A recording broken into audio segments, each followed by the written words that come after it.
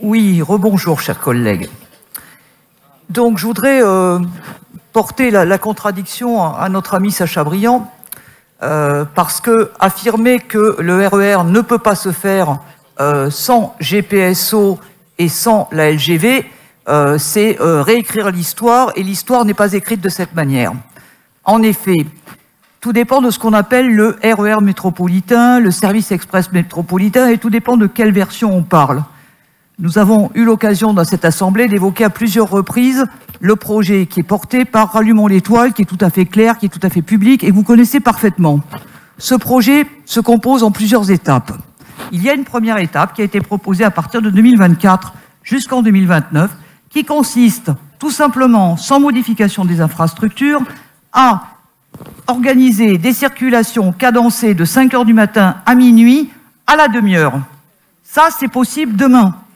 En tout cas, démontrez-nous le contraire, démontrez-nous qu'il est impossible de faire ça entre 2024 et 2029. Et puis, il y a une deuxième phase où, effectivement, l'idée, c'est de porter la cadence au quart d'heure. Et là, effectivement, les aménagements ferroviaires du Nord toulousain ont tout leur intérêt et toute leur importance. Il y a aussi la question de la diamétralisation, sur lesquelles vous n'avez toujours pas tranché et sur lesquelles vous n'êtes pas clair, parce que les choix que vous allez faire peuvent hypothéquer l'avenir en la matière. Donc, ce qui est important aujourd'hui, c'est qu'on puisse au moins démarrer la première phase pour décongestionner la métropole, et ça, c'est de votre responsabilité. Et comme vous l'avez souligné, on ne va pas discuter du choix de la LGV, c'est pas le lieu, même si on parle de GPSO. C'est acté, c'est fait. Ce dont il faut parler, c'est qu'est-ce qu'on fait pour décongestionner la métropole aujourd'hui. Et pour décongestionner la métropole, on peut, dès 2024, lancer ce projet de RER, accélérer les études. Ça fait quelques années qu'on vous presse de donner des éléments. Vous nous avez avancé pendant 2 ans que les études montraient que le projet était très coûteux et n'apporterait aucun gain de voyageurs. Le résultat, c'est quoi? C'est que quand on a eu vos études multimodales, il s'avère que le coût n'est pas celui que vous aviez fixé, il est bien moindre, et il s'avère aussi que le gain de voyageurs qu'il y a à avoir et le report modal que ça apporte sont importants. Donc maintenant, il faut accélérer, il faut arrêter de raconter n'importe quoi. Et quand vous nous dites que c'est pas de votre compétence, monsieur le Président, là aussi, vous nous racontez n'importe quoi. Ou alors, il faut nous expliquer comment vous avez trouvé le moyen d'intervenir en matière de LGV, qui n'est pas dans votre domaine de compétence, vous le savez, je le sais, et de me dire que maintenant, vous ne pourriez pas le faire pour le RER. Ce sont des choix politiques. Soit vous continuez à privilégier la voiture, soit vous êtes écologique. Mais arrêtez de nous raconter n'importe quoi. Merci, cher monsieur. Monsieur Briand, on est un peu hors sujet, mais... Non, mais Madame Morin me met au défi de démontrer que l'on ne pourrait pas augmenter la cadence sur les lignes actuelles sans les aménagements de GPSO. Ben, je vous mets au défi de prendre le TER, Madame Morin. Allez, comme tous les usagers du TER, constatez, avec le niveau de service actuel, 90% de fiabilité. C'est-à-dire des trains qui partent approximativement à l'heure et qui arrivent de temps en temps. Donc, expliquer que l'on pourrait sans aucun aménagement augmenter la cadence alors que les lignes sont tellement saturées qu'ils n'arrivent même pas à mettre les trains dessus, ben, pardonnez-moi, mais il n'y a pas besoin de grandes études et en tout cas d'avoir fait Polytechnique. Moi, j'ai pas fait Polytechnique, mais j'écoute les usagers du TER. Nous, sur le métro, quand on a 99,8% de fiabilité, les gens sur les réseaux sociaux demandent qu'est-ce qui se passe. Les TER, c'est 91% de fiabilité. D'accord ? Donc voilà, ça ne marche pas. C'est pas moi qui le dis. Pour ce qui est des aménagements indispensables pour augmenter la cadence, c'est l'autorité organisatrice des TER, c'est-à-dire la région Occitanie. Donc si vous avez une contestation de ces éléments, allez le faire à la région, Madame Morin. Allez le faire à la... Vous l'avez déjà fait par le passé avec un hygiaphone. Moi, je me souviens de cette séance. Vous étiez avec un hygiaphone. Bon, là, aujourd'hui, vous avez un micro, mais vous pouvez reprendre l'hygiaphone. Alors, l'hygiaphone, c'est dans le téléphone. Hein. Je vois qu'on a les mêmes références culturelles, mais quand même.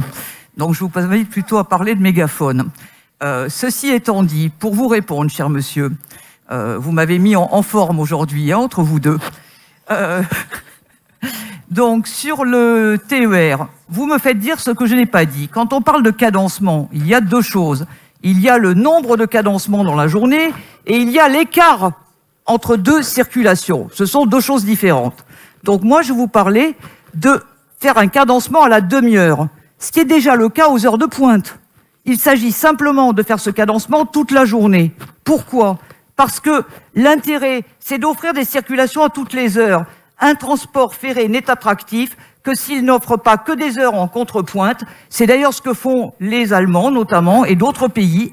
Donc il va falloir qu'on se modernise un petit peu et qu'on permette, parce qu'aujourd'hui vous avez dû constater aussi, si vous allez voir un peu des gens qui travaillent réellement, hein, pas ceux qui sont à l'inspection générale des finances, je parle d'autres, de gens qui sont vraiment les travailleurs, ceux qui sont dans la rue en ce moment d'ailleurs, ces gens-là, ce qu'ils attendent, c'est d'avoir des transports qu'ils puissent prendre à l'heure qui les arrange, en fonction de l'organisation de travail qu'ils ont. Et vous savez aujourd'hui que les gens ont différents types d'organisation de travail. Certains vont travailler que certains jours dans la semaine, d'autres seulement à certains horaires, et que donc, si on veut utiliser un transport ferré, eh bien, il faut que ce transport ferré soit disponible, non pas de 8h à 12h, enfin à 8h, à 12h, à 14h et à 17h, mais il faut qu'il soit utilisable à la demi-heure et au quart d'heure de préférence, entre 5h et minuit. Et là, effectivement, on fait du report modal véritablement.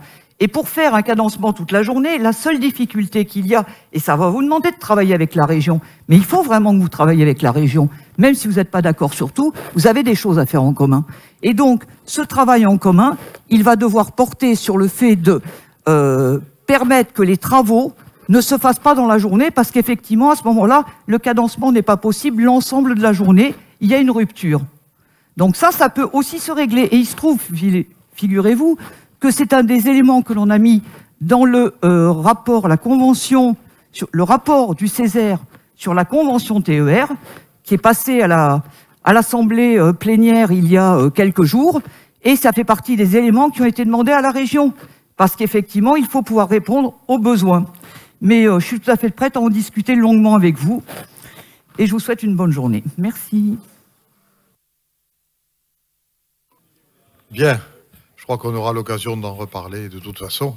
Après, je vous demande, madame, de vous référer à l'étude qui a été faite par la région dans le cadre des études multimodales et dont la synthèse a été rendue publique il y a quelques semaines, qui est très claire.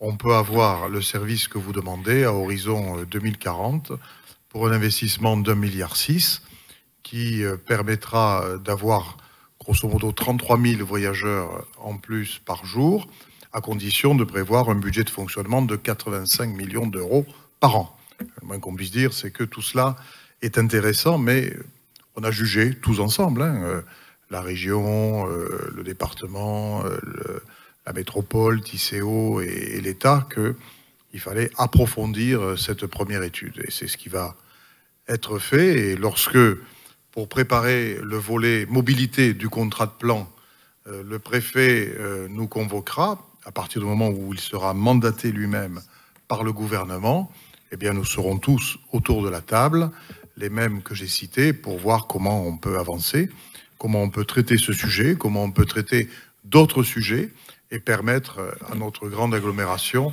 d'effectuer un saut de plus pour le développement des transports en commun et des déplacements. Voilà, donc tout ça, ce sont des sujets de fond et on en reparlera nécessairement. Alors, vous souhaitez reparler? Allez-y. Oui, ben excusez-moi, je suis vraiment désolé, mais je vais devoir vous contredire, mais qui ne correspond pas à la vérité. La vérité, c'est quoi? C'est qu'en termes d'hypothèse de nombre de voyageurs, c'est 100 000 voyageurs. L'hypothèse, c'est pas 33 000, 100 000. Alors, effectivement, il y a différents scénarios. Il y en a un qui parle de 33 000. Et après, quand vous évoquez le fait que c'est 2040, encore une fois, il y a deux phases. Effectivement, si on veut être au quart d'heure, ce qui est l'idéal, effectivement, c'est pas pour 2029. Mais pour 2029, on peut être à la demi-heure. Donc je pense qu'il faut vraiment être très précis sur ce sujet et pas désinformer nos concitoyens parce que c'est un enjeu qui est extrêmement important. Je suis d'accord, il ne faut pas désinformer. C'est la raison pour laquelle votre intervention m'amène à vous reprendre, parce que de la désinformation, c'est exactement ce que vous venez de faire. Je répète ce que j'ai dit il y a 2 minutes. En investissant 1,6 milliard, dit cette étude, on draine 33 000 voyageurs supplémentaires. Et on atteint 100 000 voyageurs par jour à partir du moment où 33 000 autres voyageurs supplémentaires auront été ajoutés par les AFNT. Et une fois que les AFNT seront réalisés. Autrement dit, vous voyez bien la situation, il suffit de lire cette étude, Aujourd'hui, il y a 33 000 voyageurs. Avec les AFNT, 33 000 de plus. Et avec 1,6 milliard de plus par hypothèse, 33 000 de plus. Et c'est là qu'on atteint 100 000 voyageurs par jour. C'est ça qui est écrit. Et l'hypothèse de l'étude, c'est pas moi qui ai fait l'étude, c'est pas moi qui ai posé l'hypothèse. L'hypothèse, elle est sur 2040. Voilà. Donc cette étude, elle est publique. Hein. La synthèse a été rendue publique, signée par les 5 autorités publiques qui ont commandité la douzaine d'études multimodales prévues au contrat de plan État et région précédent. Donc les choses sont très très claires. Les 100 000 voyageurs, ils sont atteints s'il y a effectivement cet investissement d'1,6 milliard qui rapporte lui-même en tant que tel seulement 33 000 voyageurs par jour. C'est ça l'étude. Il suffit de la lire.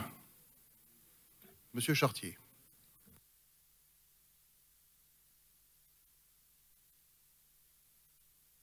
Oui, effectivement.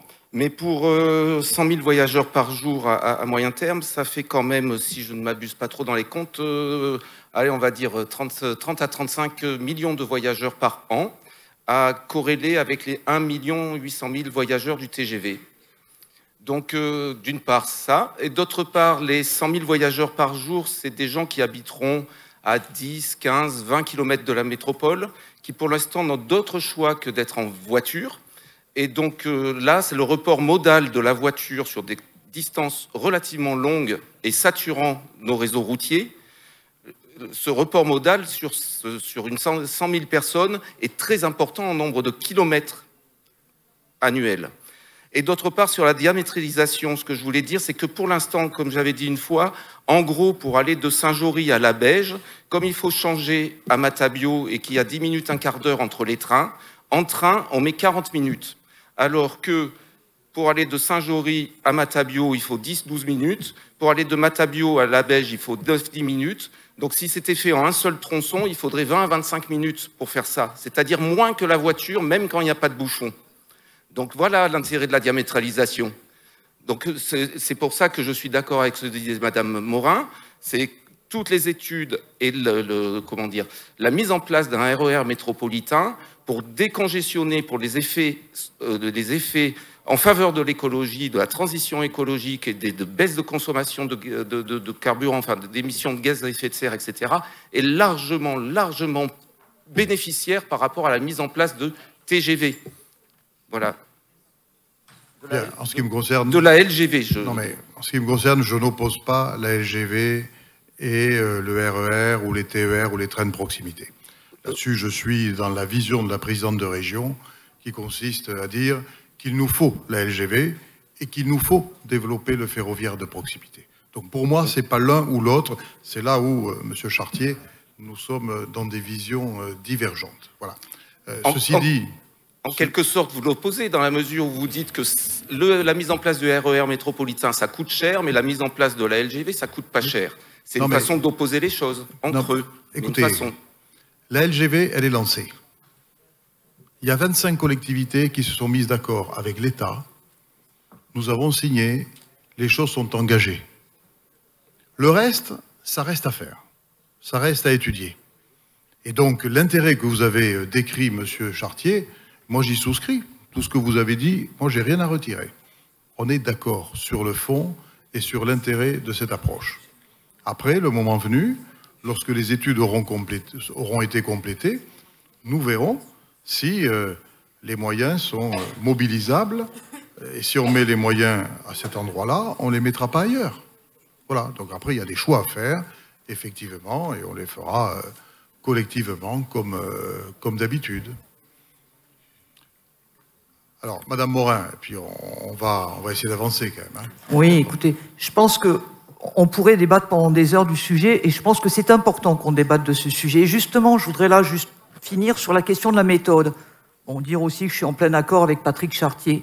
Sur la question de la méthode, ce que je regrette, c'est qu'on n'ait pas pu avoir un vrai débat sur ce sujet, de manière répétée, de manière argumentée, en travaillant chaque point, Non, parce qu'effectivement, vous nous écartez de toutes les décisions, de toute la participation à la construction des politiques, où je pense qu'on pourrait apporter un certain nombre de choses. Vous vous privez de cette expertise, vous vous privez de travail qu'on peut fournir et qu'on peut apporter dans l'intérêt de la collectivité et des habitants. Donc moi, ce que je vous invite à faire, c'est à nous associer beaucoup plus étroitement aux décisions, aux débats. Vous voyez, sur le PADD, quand vous nous communiquez les documents 2 jours avant, et qu'il faut que vous menacez d'un procès pour obtenir les documents, ben c'est fatigant. Cette énergie, je préférerais l'utiliser plutôt à travailler avec vous dans l'intérêt des Toulousains et des métropolitains. Donc je vous invite vraiment à réviser vos méthodes. Et après, sur la question du RER, là aussi, il faut que vous dialoguez, il faut que vous acceptiez d'écouter un petit peu ce que d'autres ont à dire. Je pense que, j'ai entendu dire qu'Allumons l'étoile vous a demandé un rendez-vous, l'a répété. Je pense qu'il est important que tout le monde se rende compte et qu'on avance sur ces sujets-là. On n'est pas là pour opposer un mode ou un autre. Il s'agit simplement de faire des choix. Et on attend de vous que les choix ils soient faits pour l'avenir, ne soient pas des choix du passé. Merci. Bien. Écoutez, Monsieur Chartier, rapidement.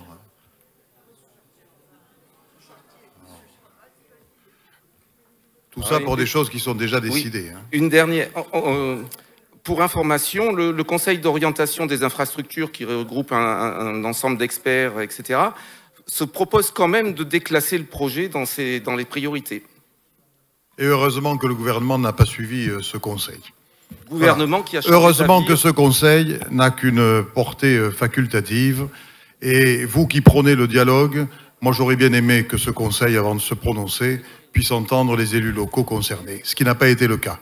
Donc la Première ministre a bien fait, et je lui ai dit, a bien fait de ne pas suivre les observations déplacées et irrespectueuse des collectivités locales formulée par ce comité Théodule. Donc nous allons maintenant voter la délibération concernée. Je considère que tout de même, nous avons beaucoup débattu. Il faut quand même, je dirais, avoir beaucoup de patience pour entendre que c'est la première fois qu'on parlerait de la LGV ici et qu'on n'en aurait pas suffisamment débattu. J'avoue que parfois, il faut vraiment... être patient. Bien, mais je le suis, donc il n'y a pas de problème. Alors, on va voter.